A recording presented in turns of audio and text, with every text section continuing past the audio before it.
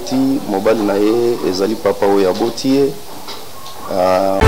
que papa obeti lisolo que papa na ye akomise mwasi na ye babota na ye bana kono donc papa oyo abota maman akomi obima na mwana na ye pope abotisi na obotisa na mama na bango oyo aboti ye ndeko ayaki awa ayebisaki ngai ke na mama na ye ezalaka opesi mbombo boye aye ezalaki papa oyo abota ye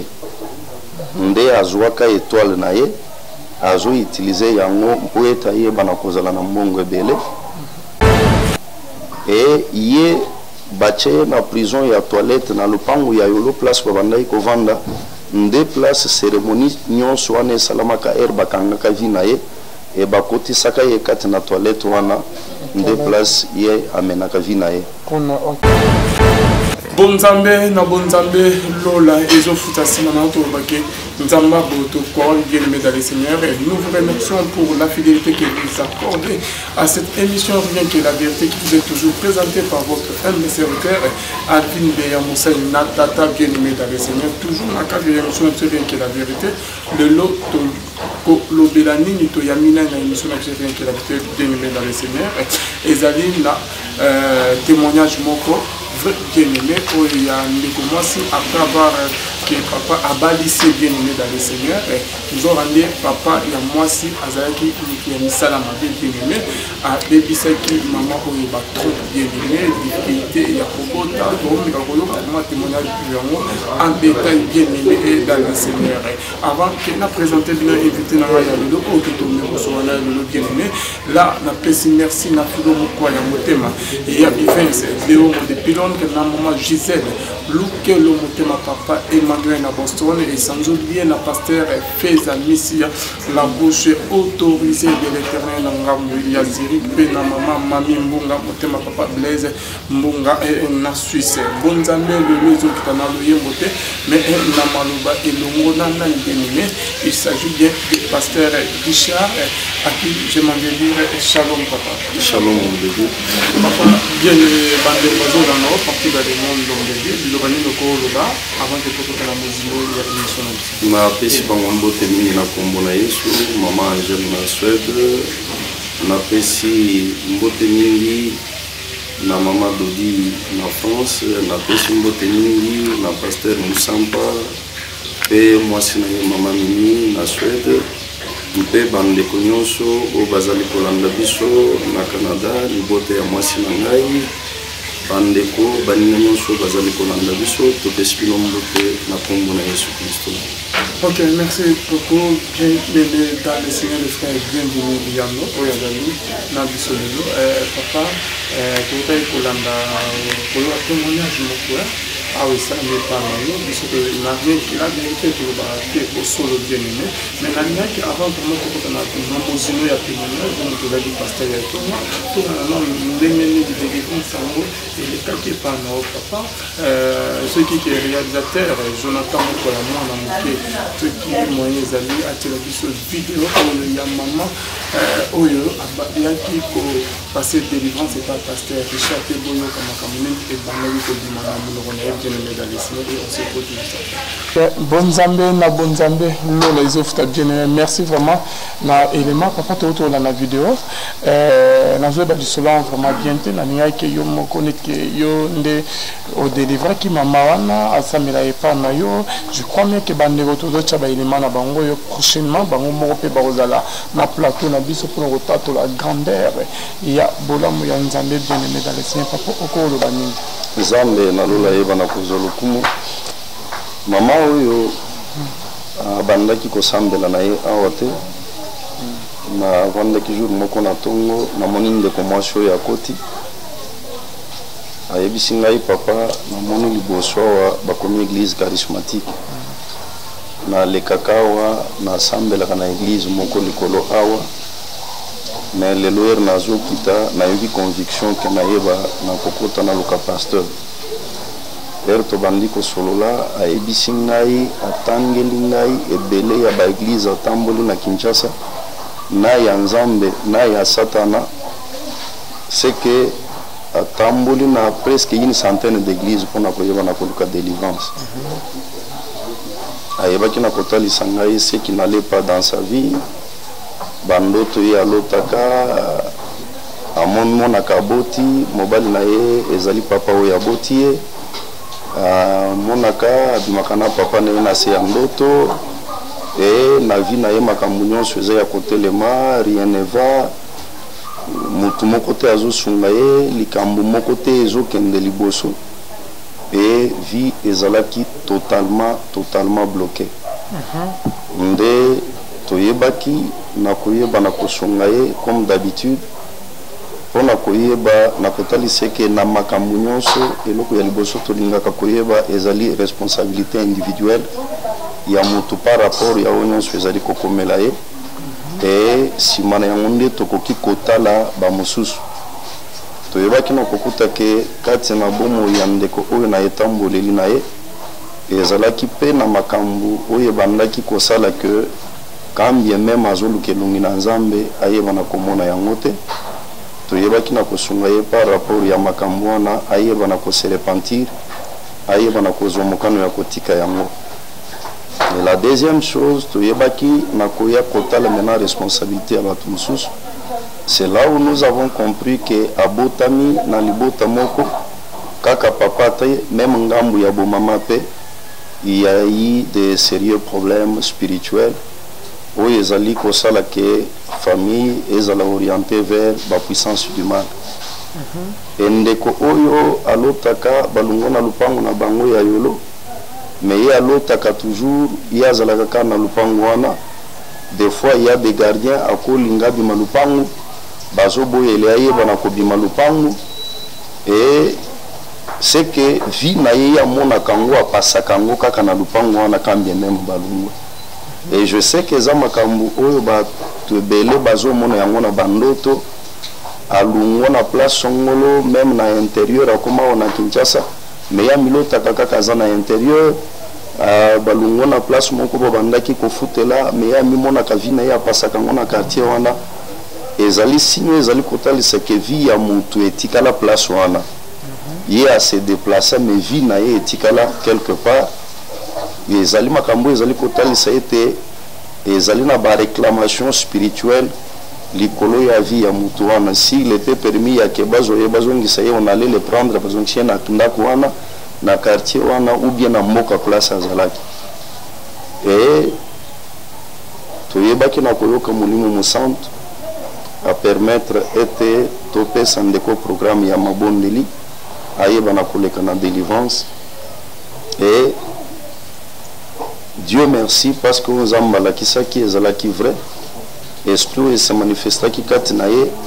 ezalaki papa oyo abota ye nde azwaka étoile na ye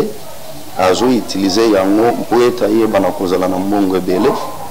akomisi mwasi na ye ya molili abotisaka ye et ye batie na prison ya toilette na lupango ya yolo place babandaki kovanda nde place cérémonie nyonso wana esalamaka ere bakangaka vi na ye e bakotisaka ye kati na toilette wana nde place ye amenaka vi na ye kona. Ok papa botulisaka ke papa na ye akomisa mwasi na ye babota na ye bana kome donc papa oyo abota mama akomi obima na mwana na ye propre abotisi ye na obotisa na ndenge moko ya misala mabe zali kobota d'une manière physique te azali mwana mobali na ye na molimo et yango wana ye alotaka baboti aboti mobali na ye eza papa na ye mais sur le plan physique aboti na ye te aza na ye normal ce na ngana tuna tina alota wana ne ke ya monaka ke papa na ye babota na ye est-ce que abota combien de fois na ye alobi bandoto wana ezongeli plusieurs fois mais ayebaki na kopesa biso te précision sur combien de fois amimona abota mais amimona autant de fois abota mobali ne eza papa na ye amonaka mpe azobima na mobali wana eza papa na ye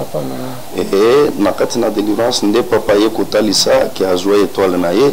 akanga mabota abebisa batrompe na ye de telle façon que ye ayeba na kobota te na mobali na monde physique. C'est que na monde physique akobala na ye mais akotikala komona bana te parce que babebisi trompe mais jour wana ezalaki jour ya délivrance na ye. Donc sœur otomona na balate. Te nano abali te azalaki célibataire eloko mosusu pe akutanaka na mobali atalisi likambo ya libala ndenge pe mobali akotika ye akocomprendre te likambo pe eza te mais ayaki koyebisa ngai ke aza na mobali moko batindi ye na mbujuma ye na compte ya entreprise ya Orange akende kotravailler bazalaki na bango bien acomprendre pe te comment mobali yango pe depuis akenda mbujuma ya ekipaka ye te mais après délivrance nde ayaki kotalisa ke non 2 jours après razongi na ndako mobali ayaki kobenga ye bayebaki na kosolola bien babandeli oyo ezali lisolo na bango ya libala na bande bazolanda biso soki mpe ke bamisusu baproblème eza ebele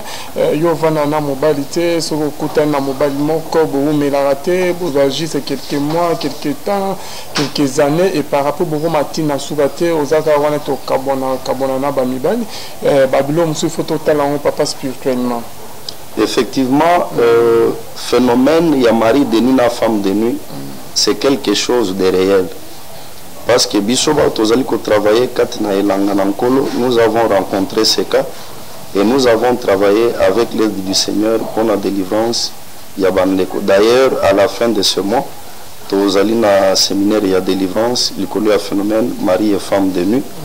et koyo bana kosalema na dernière semaine ya mois et Tozali na kondima que Saint-Esprit akoyo bana kozala au rendez-vous. Et bandeko nyonso bakoyeba na kozala na baka ya ndenge wana nzambe akoyeba na ko délivrer bango ndenge nzambe ayebaki na ko délivrer ndeko mwasi oyo mais papa autaki kokufa na délivrance papa alobi que atiki mission epai ya noko ya ndeko wana ya mwasi na mama na bango oyo aboti et ndeko yaki awa ayebisaki ngai ke na mama na ye ezalaka opesi mbombo boyi ayebaka te eloko nini bawelaka na mama na bango asala effort mama alingaka kaka ye te mais na kati ya délivrance nde toyaki mena comprendre que mama bazalaki esprit moko na papa et papa akei et mama na noko ya ndeko wana nde batikali bazo travailler de telle façon que mosala basalaka likolo ya vie na ye baluka moyen nini ya koyeba na kobatela yango po changement yeba na koya te mais nzambe azala kaka nzambe ayebaki na kokangola ndeko wana ya mwasi ko na bandoto na nde otu obeta lisolo eza na bandeko mosusu balota bandoto parce que toya komemondire guerre entre bandeko na bandeko parce que misusu bandoki mosusu mpe balata bilongi ya baninga papa akola telongi na yo nake na loki na yango bamoninga ke non ezali pasteur Richard mais en réalité da pasteur Richard te bandeko mosusu balotaka bongo donc division ekota na bafamille ebele mpona bongo nalotaki mama azofinanga kinga seke mama aza ndoki mais en réalité mama aza na ye ndoki te basadeli elongi na ye nazokumisa nzambe mutuna wana ezali capital yango nazoyebisa bandeko nyonso bazali kolanda biso tango nzambe arevelaka likambo eza na eloko oyo bazali kobenga confirmation ekouta epai oyo motu ozali kolota bandoto te mais confirmation ekoyeba na kouta na nzela ya bato mosusu oyo bazali na molimo mosantu mpona koyeba na koconfirme ou bien confirme oyo oyebaka na komona na se ya ndoto na yo seke ndeko nyonso azali komona bandoto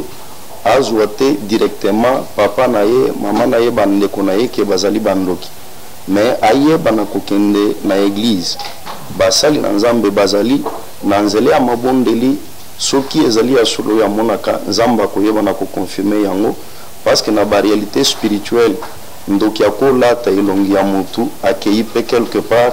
a utiliser yango et soki révélation ezali te biso tokotikala na kotala mutu wana lokola azali ndoki mais or ke azani na problème moko te. Merci beaucoup l'homme de Dieu parce que bandego il faut essayer bayeba ke bandoto nyonso prophétie nyonso utara et pas ya nzambe te et na ba prophétie musu bandoto musu utara et pas ya satana bien-aimé dans le Seigneur et Seigneur toujours que na molimo ya discernement bon nzambe na bon nzambe lola ezofuta simana to ba ke nzamba boye to croyez lisusu wa bien-aimé dans le Seigneur to komina soka l'homme de Dieu lobani ne ko loba na balani nyonso bazolanda na komisi nzambe na pamboli prophète Rema nzambe ayeba na kopambola ye parce que présence na lors de cette émission et a encouragé biso makasi et nzambe ayeba na kopambola bao nyonso bazali kolanda biso na kombo na Yesu. Amen. Ok, numéro à papa ya pasteur Richard na ba onyas to ba ozana posa okuta en contact na numéro na yango na se tika ete nzamba lola amona bino et simana to ba lola ezofuta. Merci. Merci beaucoup.